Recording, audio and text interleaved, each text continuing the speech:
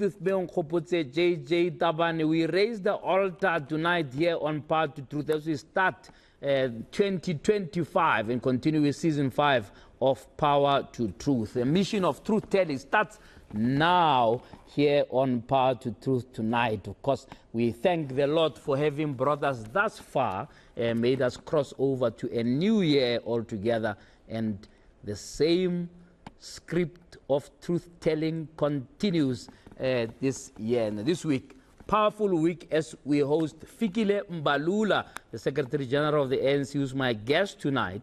Tomorrow, we host the CIC of the EFF, Julius Malema, and on Wednesday, we close the week with hosting the leader of the IFP, Ntate Hlabisa. So, powerful week. We just get a sense, a pulse of all the political leaders about what 2025 have in store for us. The ANC just completed the January 8 celebrations over the weekend, and we can talk to the SG about those priorities. They identified 6 apex priorities.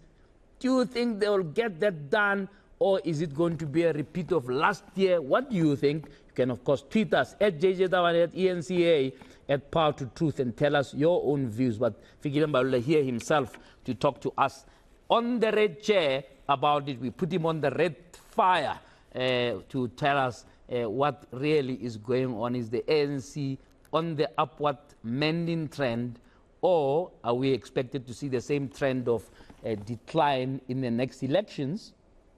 He'll tell us about that. Looks like the president was quite confident over the weekend, saying the ANC will be back in 2029. All of the promises and all of the confidence. But before that, I want to talk about a few things. I think 2025, for me, by the way, before we even pass there, congratulations to the class of 2024. I mean, 87.3%, quite a good feat, of course, with the IAB 98.4.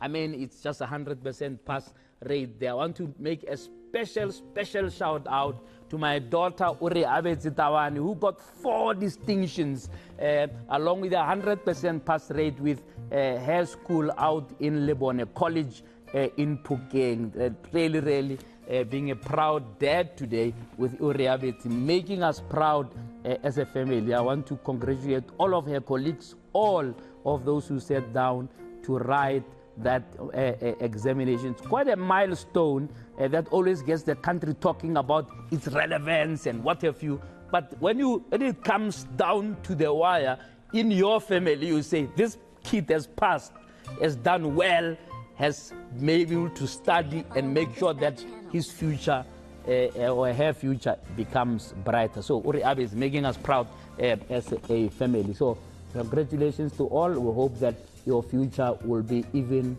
brighter.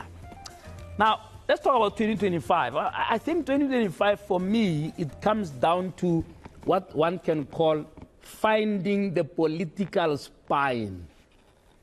And that's part of what I want to talk to you up the SG about.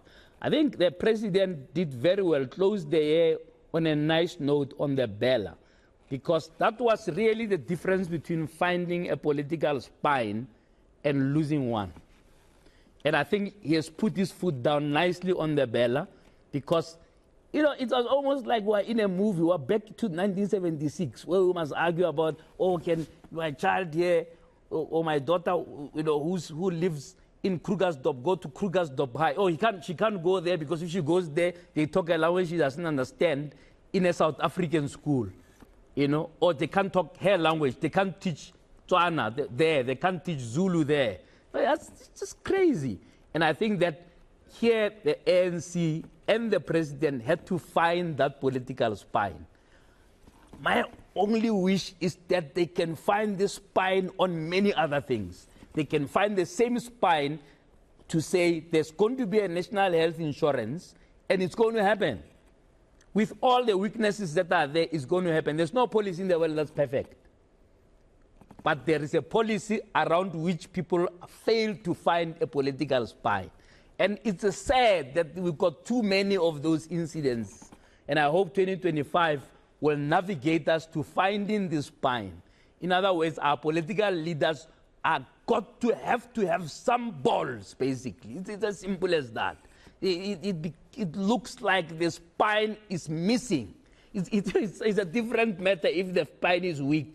But if it's missing, it's worse. Because even if you shout at them every night, the possibility of them regrowing the spine is zero on some instances. I'll give you an example about the road carnage, for example. Unfortunately, the SG was also a minister of transport, so I'm lumping him in all of that. Every time you have a new minister of transport, there'll be a song and dance, man. Road carnage must stop, and what have you. And then there's this tendency, and I don't know where it comes from. The ministers like the advert, but they like the advert when they plead with motorists. Please don't drink and drive. Please wear your seatbelt. Please don't talk on the phone. They talk on TV, in a TV advert, where they themselves feature. I don't know what advises some of these guys. They feature on the TV advert themselves. I'm Minister of Transport, please don't drink and drive. And then they go on holiday. And then they come in January and tell you, hey man, hey, what a pity. 1,200 people have died and what have you. Can we have a Minister of Transport with some spine? And maybe, instead of 1,200 people dying, we could have half of that number. And I think that there are lots of suggestions made, and so, but you need a political champion who can just be fearless around this thing.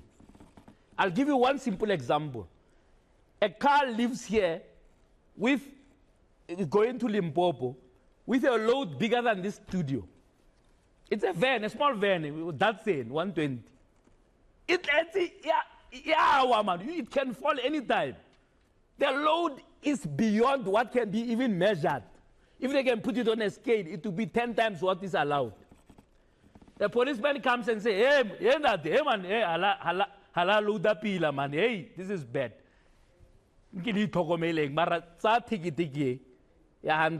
But go on your way. Go. Of course, here's Coca-Cola. This is, unfortunately, the story of our lives. That poor van will now drive and go and kill people after Kranskop. But remember, somebody let it go in the first toll gate here in Pretoria. They let them go. But hey, Christmas, we will have bad luck.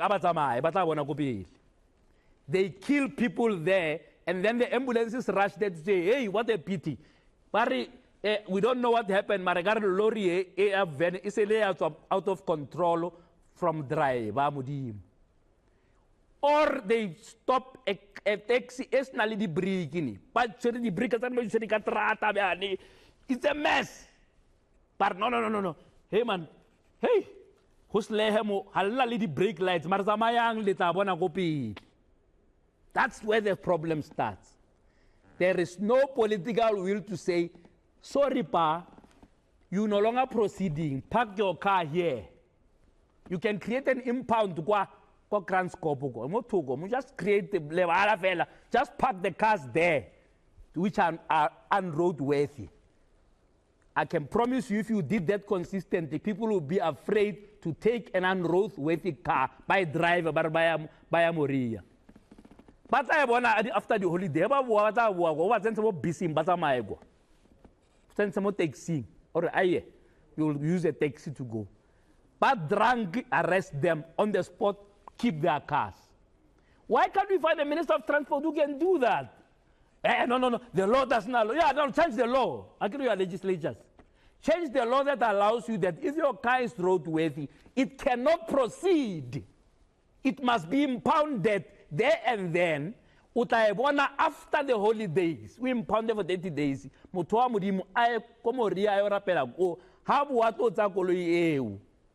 And until we find a minister of transport who can show me the person they have caused to be arrested and serve a sentence of killing people and that because they were driving drunk, I will always believe there is a missing political spine on an issue like this one of road carnage. How can we have such a road carnage that looks like we're at a war, in a war zone, man? Why can't people understand that if you are caught, you don't have a license, you can't get a ticket? Why are you getting a ticket? You're not supposed to be in the road at all. Leave the car here. You will come back later when you have a license. If you are saying we limit to go high, somewhere it's higher. You can park it safe. The police are there. There is no political spine. It's missing. Whenever I know the crisis, you know, this one, it's a serious joke. I think a couple of MECs from different provinces were causing a row over the holiday. Oh, teenage pregnancy, this and this, what a disaster, this is a crisis. A person sent me a message to say, why does South Africa like a crisis, man? It's not a crisis. Ausi NG, right, Motseha, in 2009, right, I need just one more minute to just tell you this.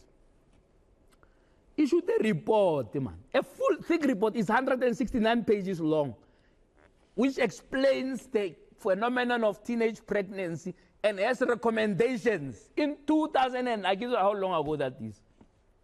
2009, when Zuma was president. You know how long ago Zuma was president of this country. There was a thick report like this. Where is the political spine to implement the recommendations that are there? If you calculate how many teenage pregnancies were there from 2009 to now, you will be shocked. But can you find one person, like the one who's just been arrested in Polokwane, who was arrested for statutory rape? One, just one, in orange overalls. Because even this one has not been convicted. Where is the political spine to deal with a matter that was in a report in 2009? So I hope 2005 or 2025 will help us find this political spine on that issue and many others, the same way we found the political spine on the Bella Act.